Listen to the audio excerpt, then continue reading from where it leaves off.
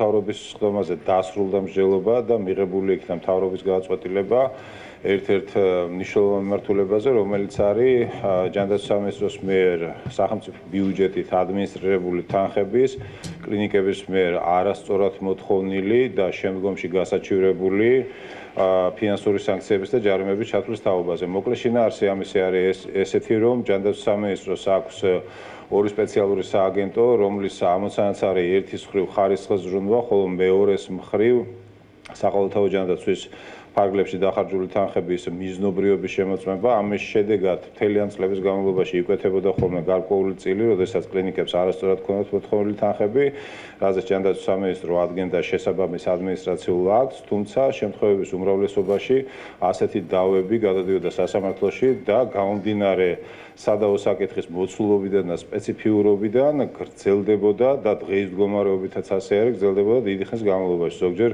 წელიწადზე მეტი. სამხის განმავლობაში ეს სადავო თანხები იყო, ასე ვთქვათ, გაყინული, უმოძრაო, რაც სერიოზული პრობლემა იყო ერთის მხრივ ბიუჯეტის პარამეტრების ადეკვატური შესრულებისათვის, ხოლო მეორეს მხრივ კლინიკებთან ადეკვატური საქმიანი ურთიერთობების დასამყარებლად. დღეს მივიღეთ დადგენილება, რომელიც ხაზი მინდა გაუსვა, რომ ჩვენ არ უარყოფთ სასამართლო დადგენილების მნიშვნელობას, თუმცა სანამ სასამართლო მიიღებს გადაწყვეტილებას, იქამდე ჯანდაცვის სამინისტროს მიენიჭა უფლება, რომ მისი აზრით არასწორად მოთხოვნილი თანხების ეგრეთ წოდებული ჩათვლები გააკეთოს, ანუ დაქვითოს შემდგომი თვის ანაზღაურებებიდან.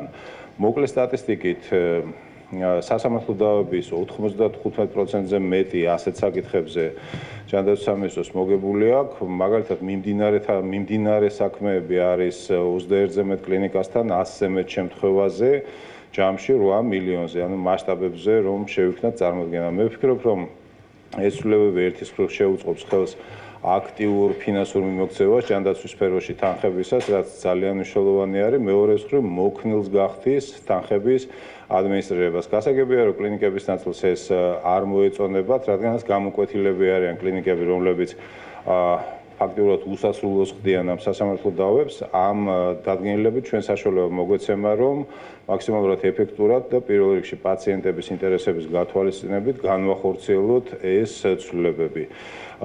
აქვე მინდა ხაზი გაუსვა იმას, რომ ეს ეგრეთ წოდებული მეორე ტალღა რეფორმების, რომლის მთავარი ამოცანაც არის კიდევ ერთხელ უსვამ ხაზს პაციენტის უსაფრთხოება და მაღალი ხარისხის სამედიცინო მოვლა, ყველა კლინიკისთვის არ იქნება მოსაწონი და მისაღები, თუმცა ჩვენ მჭიდრო კომუნიკაცია გვაქვს მათთან და ყველაფერს ვფიქრობ, რომ საორგანიზაციო საკითხებს მათ ავუხსნით.